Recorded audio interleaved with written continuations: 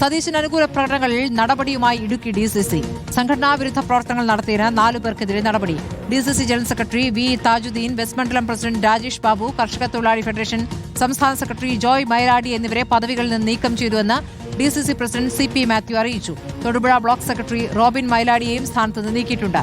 High command നിർദ്ദേശം ലംഘിച്ച് പരസ്യമായ പ്രകടനം നടത്തിയതിനാണ് നടപടി. രാഹുൽ സുരേഷ് വിവരങ്ങളുമായി. രാഹുൽ, ഇപ്പോൾ ഇടുക്കി DCC പ്രസിഡന്റ് VD അനുകൂല പ്രകടനങ്ങളിൽ നടപടിയെടുത്തിരിക്കുന്നു. എന്താണ് വിശദാംശങ്ങൾ?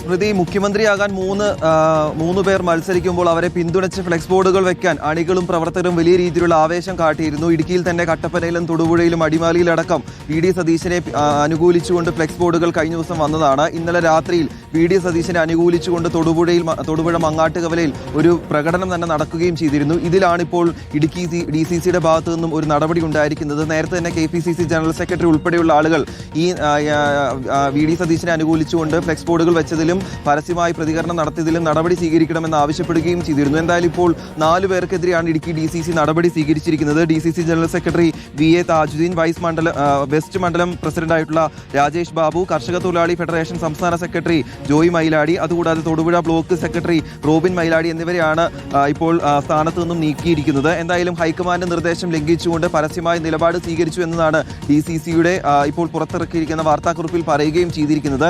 ഇന്നലെ തന്നെ തൊടുപുഴ ബ്ലോക്ക് സെക്രട്ടറി ആയിട്ടുള്ള റോബിൻ മൈലാടി എല്ലാ നേതാക്കളുമുള്ള ഗ്രൂപ്പിൽ തന്നെ പറയുകയും ചെയ്തിരുന്നു. അതായത് VD സതീശൻ മുഖ്യമന്ത്രി ആകണമെന്ന് ആഗ്രഹിക്കുന്ന ആളുകൾ വൈകിട്ട് തൊടുപുഴ നഗരത്തിൽ എത്തണമെന്നും പ്രകടനത്തിൽ പങ്കുചേരണമെന്നും പരസ്യമായി ആഹ്വാനം ചെയ്യുകയും ചെയ്തിരുന്നു. ഇത് ഉൾപ്പെടെ ചൂണ്ടിക്കാട്ടിക്കൊണ്ടാണ് ഇപ്പോൾ 4 പേർക്കെതിരെ നടപടി ഉണ്ടായിരിക്കുന്നത്. നടപടി ഒരു ഭാഗത്ത് നടക്കുമ്പോഴും ഇന്ന് രാവിലെ തന്നെ രമേശ് ചെന്നിത്തലയെ പിന്തുണച്ചുകൊണ്ട് അടിമാലിയിലും മാങ്കുളത്തും ഫ്ലെക്സ് ബോർഡുകൾ വന്നതും നമ്മൾ കണ്ടതാണ്. എന്തായാലും നടപടി ഒരു ഭാഗത്ത് നടക്കുന്നു. അതോടൊപ്പം തന്നെ നേതാക്കളെ പിന്തുണച്ചുകൊണ്ടുള്ള പരസ്യ പ്രതികരണവും അതുകൂടാതെ ഫ്ലെക്സ് ബോർഡുകൾ ഉൾപ്പെടെയുള്ള നടപടിക്രമങ്ങളും മറുഭാഗത്തും നടക്കുന്നു എന്നതാണ് ഏറ്റവും പ്രധാനപ്പെട്ട കാര്യം. സ്മൃതി, രാഹുൽ സുരേഷാണ് വിവരങ്ങൾ നൽകിയത്.